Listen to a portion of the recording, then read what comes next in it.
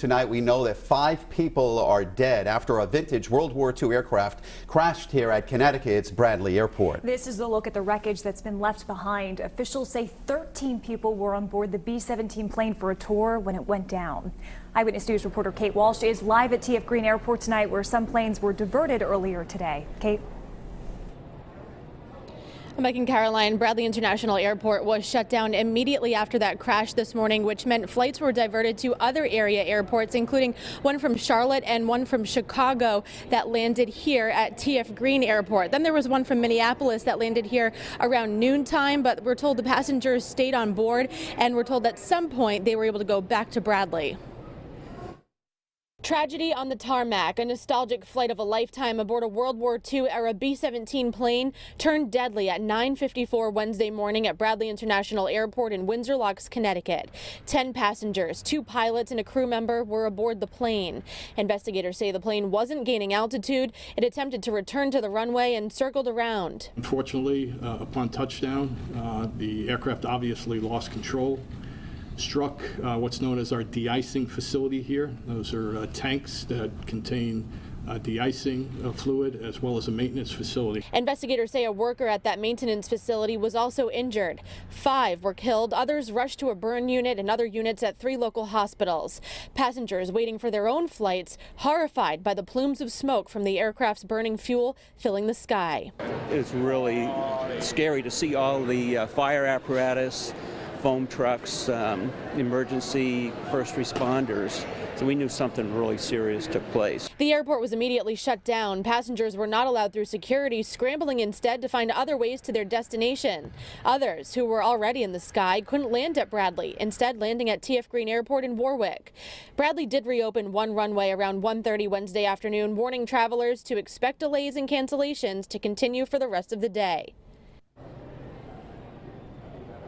We are expecting an update on the investigation and the condition of those people at 6 o'clock tonight. We're also told that this B-17 plane is one of 18 licensed to fly in the country, and it was actually just here in Rhode Island just this past month. So we'll have that part of the story for you and an update on what the investigators tell us new at 6 o'clock tonight. For now, we're live in Warwick. I'm Kate Walsh, Eyewitness News. In developing news, we're told NTSB investigators are arriving at the scene of this morning's deadly crash of a World War II-era B-17 at Bradley International Airport in Connecticut. The historic plane has been on tour and was in Rhode Island just a few weeks ago. Eyewitnesses say the plane appeared to be in trouble before it went down. I rolled out of my bed and I looked out the window. I could see the wing of the plane, and I thought, this plane's not going to make it. It was backfiring. The crash shut down Bradley for hours, diverting many flights to TF Green. Eyewitness News reporter Kate Walsh joins us now live from TF Green in Warwick with the latest. Kate? Mike and Caroline, we've just learned from our sister station WTNH in Connecticut that 2 more people have died in that crash, bringing the total number killed now to 7. Any minute now we're waiting for a news conference to update us on their investigation and the condition of the people who were rushed to the hospitals in Connecticut from that crash. Also new this hour, we're learning more about this particular plane that was actually right here in Rhode Island just a few weeks ago. It was supposed to be a half-hour flight of nostalgia aboard a vintage B-17 plane, one of just 18 of its kind licensed to fly in the United States. But this trip ended in plumes of smoke at Bradley International Airport, with 10 paying customers, 2 pilots, and 1 crew member aboard. Investigators say at 9:54 Wednesday morning, the plane wasn't gaining altitude. It crashed into a de-icing facility. A maintenance worker on the ground was also hurt. This particular plane, part of the Wings of Freedom tour hosted by the nonprofit Collings Foundation, as a way of paying tribute to World War II veterans. They arrived here, I believe, on Tuesday. They were scheduled through Thursday to be here at the airport. They open it up to the public, and they offer rides to the public for donations to the foundation. Eyewitness News learned this was the same plane featured in our story about this tour when it stopped at Quonset just last month on September 12th.